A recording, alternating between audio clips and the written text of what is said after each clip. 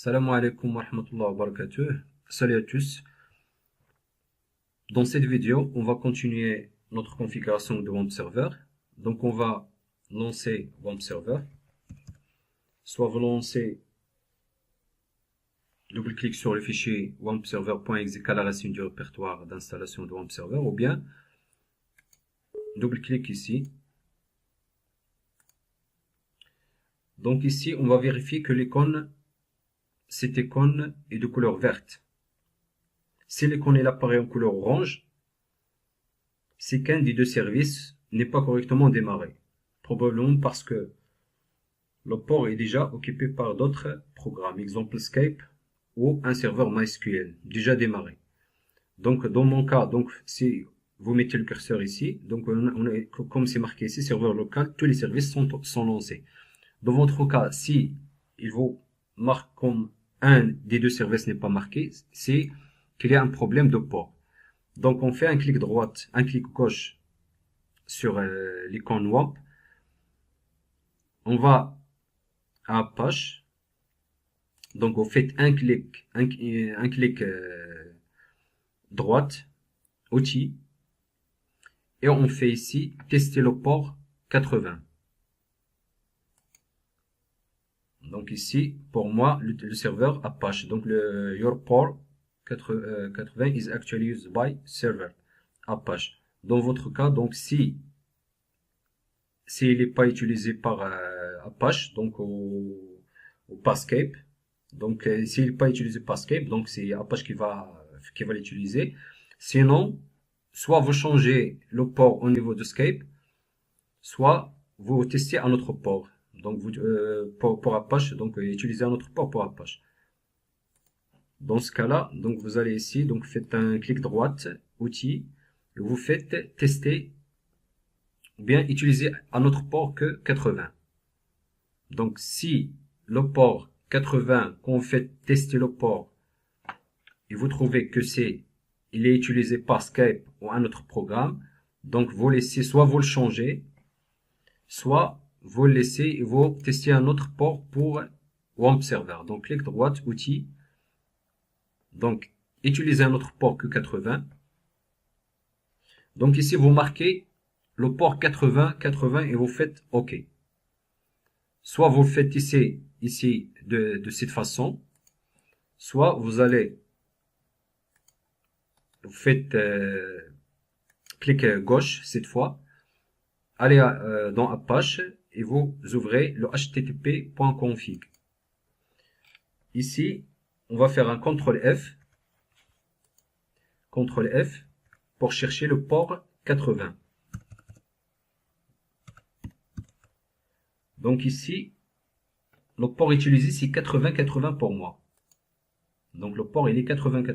Si je lance localhost, vu que si je lance localhost,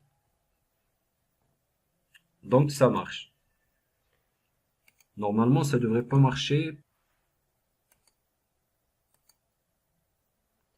Donc normalement, donc le port utilisé, donc utiliser un port autre que 80. Donc tout à l'heure j'ai testé le port 80, donc ça a été utilisé par Apache, maintenant il est libre. Donc is not actually used. Et c'est le port 80 qui a été utilisé parce que je l'ai changé tout à l'heure.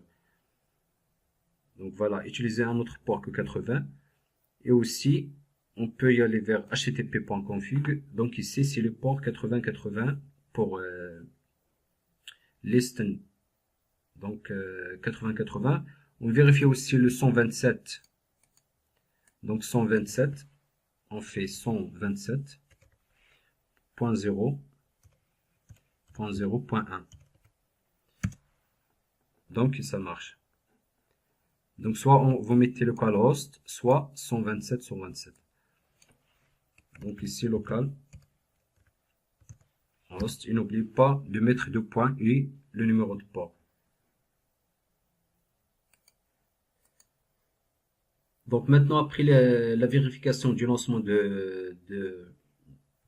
d'Apache, maintenant on va vérifier le lancement de MySQL. Donc on va Donc maintenant, on va tester le lancement de MySQL.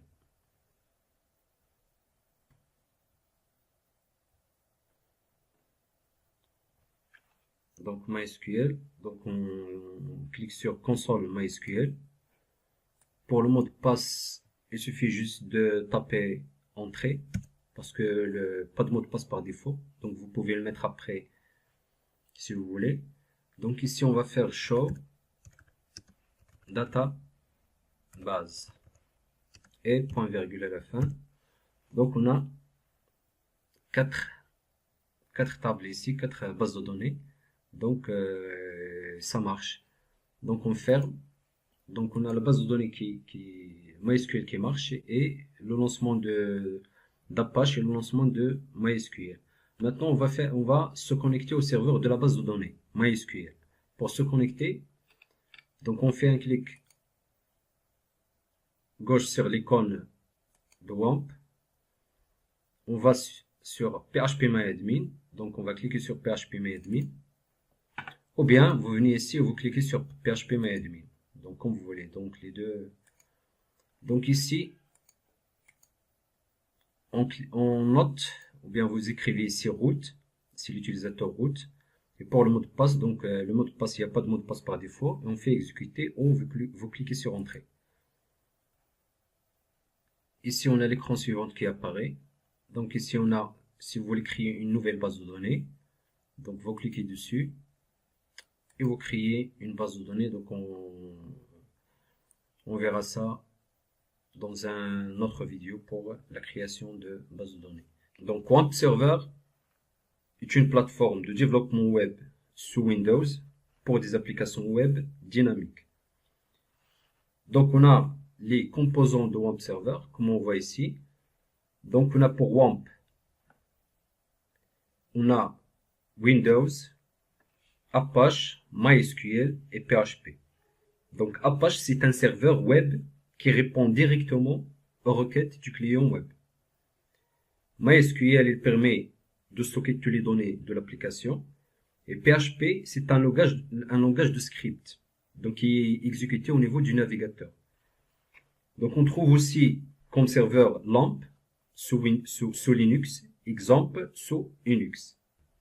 Comme vous voyez ici, donc on voit ici MariaDB, donc il permet de stocker aussi les données de notre application. Donc on peut utiliser MySQL ou MariaDB. Donc c'est à vous le choix de choisir entre les deux. Si vous avez des questions ou des problèmes, n'hésitez pas à laisser un commentaire. N'hésitez pas aussi à me faire un retour sur ce type de vidéo. Si vous me jugez que c'est trop rapide, qu'est-ce que vous a peut-être bloqué, ça me permettra d'améliorer les futurs contenus. J'espère que cette vidéo vous a plu. Je vous donne rendez-vous dans un prochain tutoriel. Merci et à bientôt.